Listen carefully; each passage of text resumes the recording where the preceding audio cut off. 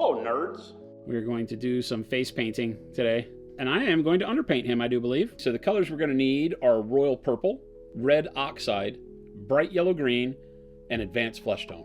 So the purple, so I usually use something like a dark purple, dark blue. Royal purple's been a kick that I've been on here recently for doing models. I don't have them all here, but the royal purple gives a really rich kind of undertone to the cooler part of the skin. So you'll see I'll do the purple down towards the beard line. He has a beard, so there won't be as much of this. I'll kind of run it up the temples and around the ear and neck some, but it'll be kind of the warm yet cool color that gives me my shadow. The red is for flush areas, at the cheek as it comes out of the ear area, the inner portion of the ear, the temples, right? And then across the eye and forehead a little bit, okay? Those are the flush areas where you get emotion, you get flush, you get that redness in your cheeks, right? And then the bright yellow green is for all of the other areas that are a little warmer, a little fattier. So cheek area, the puff of the cheek, and then the forehead across the top for that highlight. And the brow maybe a little bit. He's got puffy, hairy brows, so probably not there. We'll just play around with it and see. It's going to look completely crazy as I do this until we put the skin tone over the top. So if you're new around here and you've not seen us paint, a lot of times you'll find me on more detailed models like this one that I'm painting for more of a display style, that I will do a lot of underpainting. I will take a lot of colors and put them on the model that don't maybe make sense. You look at them and go, what in the world? Why are you starting with green when you told me you were going to paint yellow? And you know, you'll learn a lot here, because to us a trio of colors, or what some people call a triad, should never be, or should very rarely be, I can't say never, but should very rarely be three of the same hue family, because shadows tend to be cooler, highlights tend to be warmer in just a general 50,000 foot level kind of conversation. So in order to take a color like skin tone and drive it cooler in the shadows and warmer in the highlights, it doesn't make sense to just use a dark flesh, mid-tone flesh, bright flesh. Use something like a dark blue or a dark purple as your shadow, then use a dark flesh over that, mid-tone flesh, highlight flesh, and in your highlights start adding something like our warm flesh that starts adding some yellow into it that gives you the feeling that, you know, it's outside, a little bit warmer coloring. Works really well.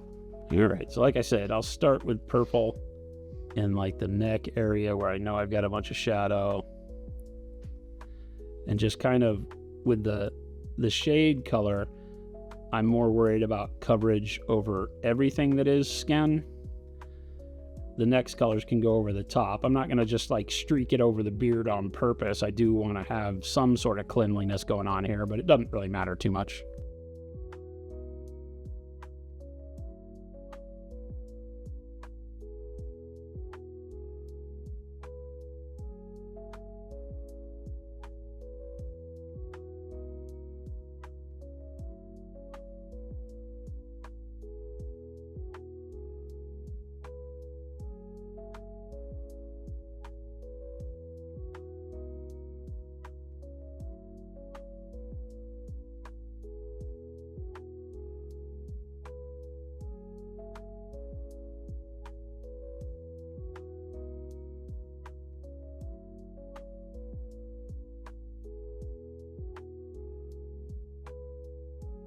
Okay, so you can see very quickly how I'm just kind of layering in my shadows, right? Underneath the eye sockets, cheeks, and you can see how the royal purple is perfect for this. It gives kind of a weird, otherworldly glow to the shadow.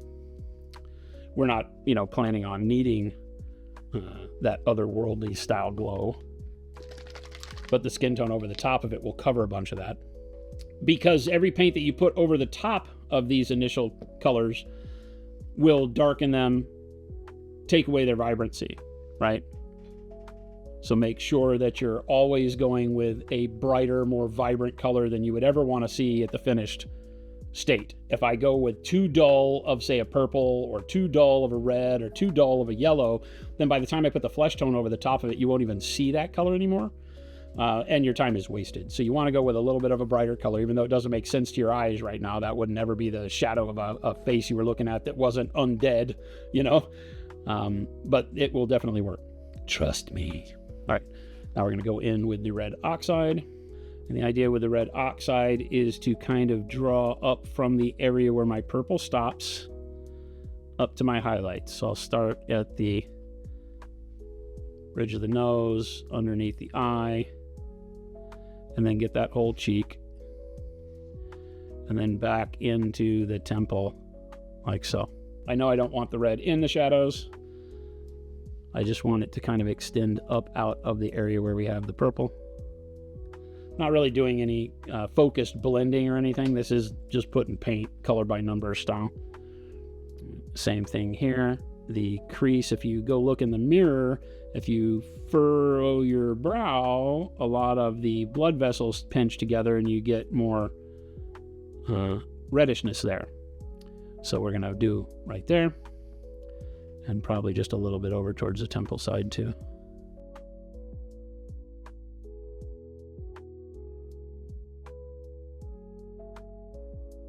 Around the earlobe, center portion there, the inside of the ear with the purple.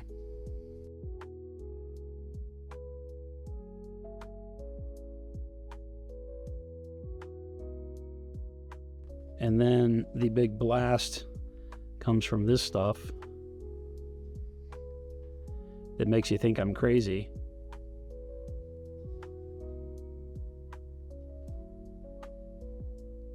Where we put the bright yellow green on there. And the bright yellow green will go on areas. Now I'm going to get more detailed than really makes sense here with some of these little lines and such.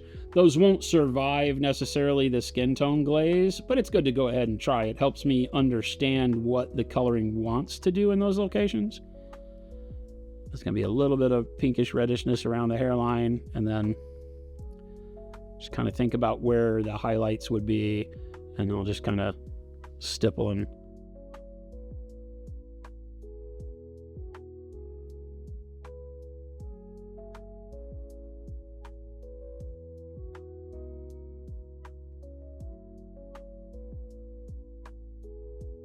bridge of the nose. There's usually a lot more blood at the tip of the nose. Depends on how much he's been drinking today. I really like the way bright yellow green works for this, so it's what I stick with. But think of it as, you know, providing that fatty tissue that's kind of, you know, even though on this guy's face there's not a lot of fatty tissue, but even then, sun and warmth on the cheek is what I'm doing here, with the flush red kind of right below it. That's about how I layer the skin. I'm seeing that I need to do a little bit more red down further on this cheek over here. He's got this scar. So I'm gonna just kind of stipple a little bit down in here. So I'm gonna take advanced flesh tone first. I'm gonna build out kind of a wet glaze of it. I have, you know, because of the way that I take paint off of my brush, I have basically my color palette for the paint of the face already here. As a matter of fact, we have this guy, and so I can come over here and test my glaze and see what kind of thickness I've got, and that's about right. I can still see my reds and my purples and such through the skin. So I just want to get the paint on the palette to a thickness that makes sense, right? And then I want to start glazing it on.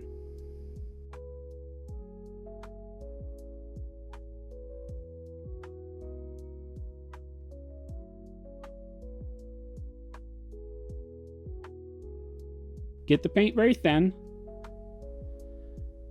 Offload most of the wetness onto your hand, a paper towel, something, right? And then move the paint across the surface.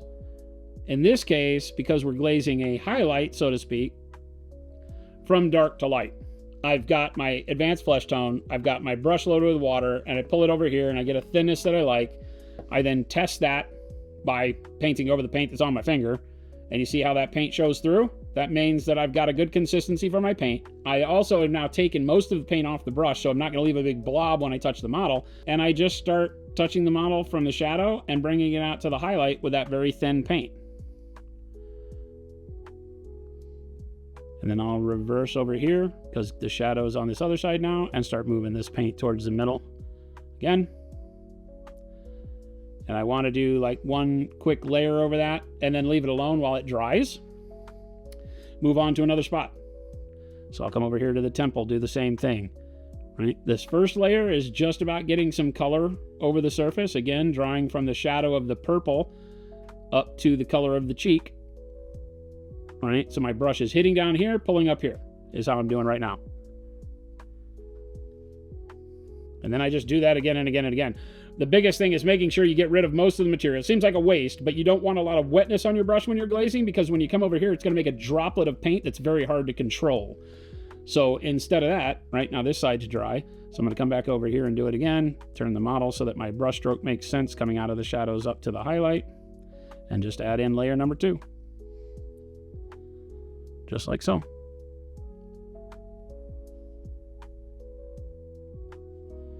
And do that over the entire area of the skin.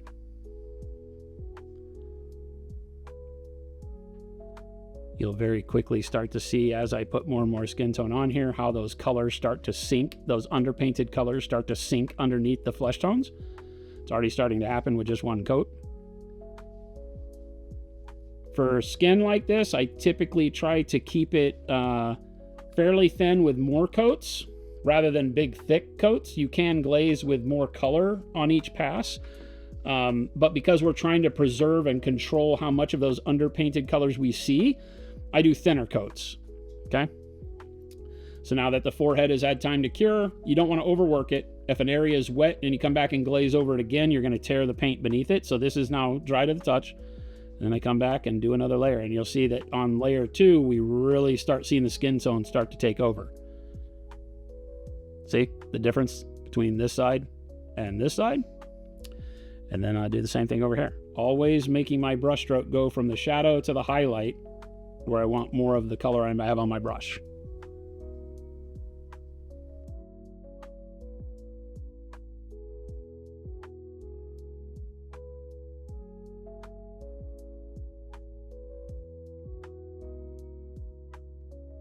And I'm just using the tip of the brush, not big heavy strokes. I'm using very light pressure on the brush, so I'm not getting a ton of paint, right? But look at how different it looks already. Look at the green on the nose. All the green on the cheeks and the forehead was that color of green just a second ago, right?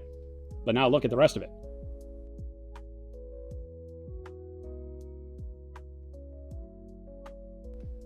And then it's just rinse and repeat. Do this as many times as you have patience for, and until it gets to where it looks right.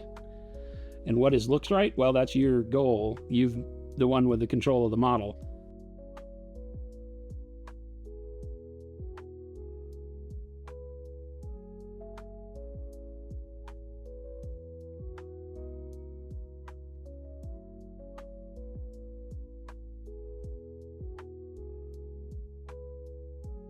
See, that's already, look at that. I didn't blend any of the purple, red, or green. Remember that, right? None of it. And I will stop in certain areas. I might stop glazing over the bright yellow green before I stop glazing over the other, or vice versa. Like right now, I want to glaze over the bright yellow green a little bit more to pull it into a more human skin tone, but this is looking really good. So you don't have to glaze over the whole face every single pass. You can start doing less and less as you go. So again, just water on my brush is the only thing I'm using here, right? Have this brush load on here and then come over here and take it off my brush, and you see how it's still letting the bright yellow green show through. And then I'll come up here again and do this forehead one more time, where I've been doing the same exact pull from the shadow to the highlight area.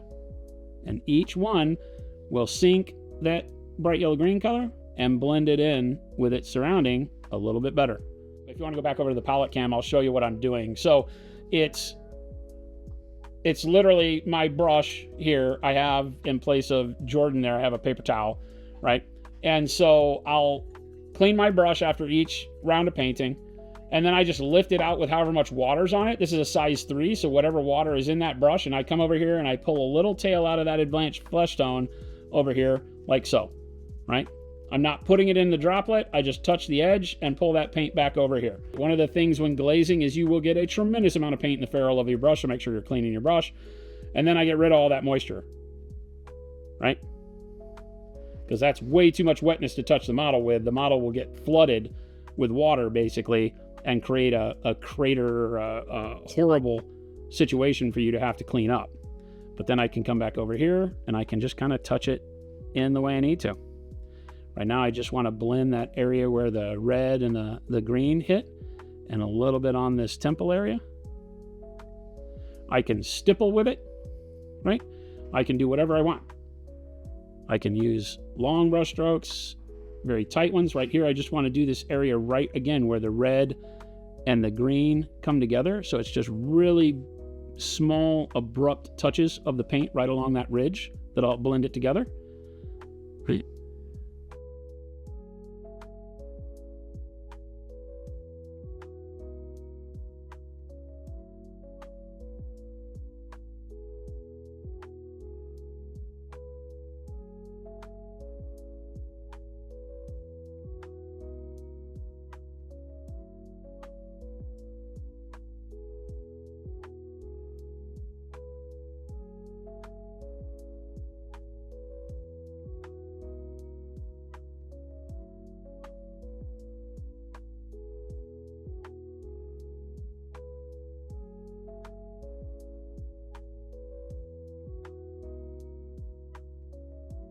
So underpainting can be a little scary for people to dive into because of that, because I'm doing a set of colors, 2, 3, like we did here with the red oxide, the bright yellow green, and the royal purple.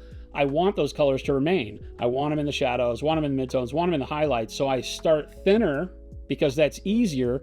If I start thin, take most of the color off my brush, paint on the model, and don't see any color, that's much better to be too diluted than to see only that color, right? Where you maybe didn't dilute enough. So as you get used to glazing, whether you're using the glazed wash medium or water or whatever you've decided to cut and dilute your paint with, it's easier to over dilute, right? And work up to the color, even though that'll take you longer as you get started, than to not dilute enough and ruin your underpainting, because then you let it dry and you underpaint it again, which is not bad. That'll be what you do when you're practicing, right? But as you get going, it's much better to just sit and do it in thinner layers. You know, because he's starting to look pretty good. No, it looks like we actually painted the colors by mixing, and that's why underpainting is such a valuable tool in your toolbox. This is 4 colors, guys. That's it. 4 colors, nothing's mixed. We haven't mixed a single color. So it is a very, very valuable way to learn to paint. It is difficult to get used to painting with diluted paint. And the biggest thing, the ace number 1 biggest thing is this. We joke about my thumb palette all the time. This is the key to painting thin. Whether you choose to use your thumb or a glove or a paper towel, whatever, you'll get used to however much moisture it takes off your brush. You can use a paper towel. Paper towels I don't like because they take off too much moisture all at once. And so I found it over drying my brush and getting more streakiness in my brush strokes. Whereas on my skin, it leaves enough moisture to still give nice smooth brush strokes on the model. So that's just my preference. A glove would work just as well, I think. My skin might be different than your skin, but that's the biggest thing, is to make sure you're never touching the model with more moisture than it wants. Because as soon as you're overly wet with the paint, like right now I'm loaded up with paint, right? If I were to touch this to the model, it would give me way too much liquid, and then I have to spend time pushing that liquid around, and it goes into recesses, it goes into the crevices of the skin where I didn't want it. It acts like a wash, and I didn't want that. I want it to be very specific where it goes. So get rid of most of it, almost to the point where it doesn't feel like there's paint on your brush, and then you notice when you're painting that it does a lot better.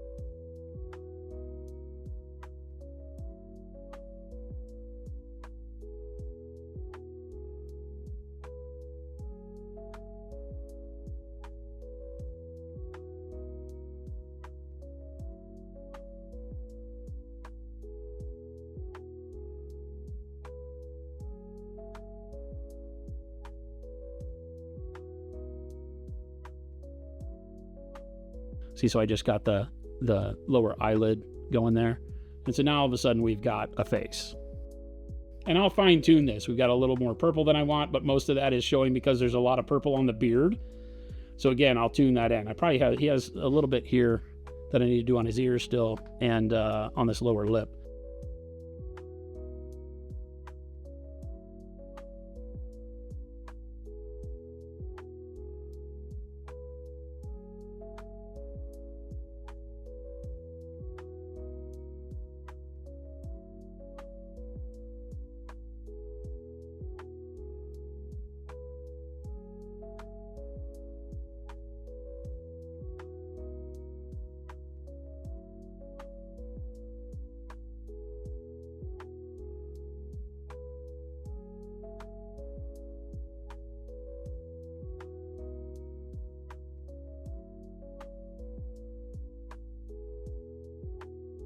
So in an hour and a half, we just showed you how to paint a face. There, I'm done. Thank you.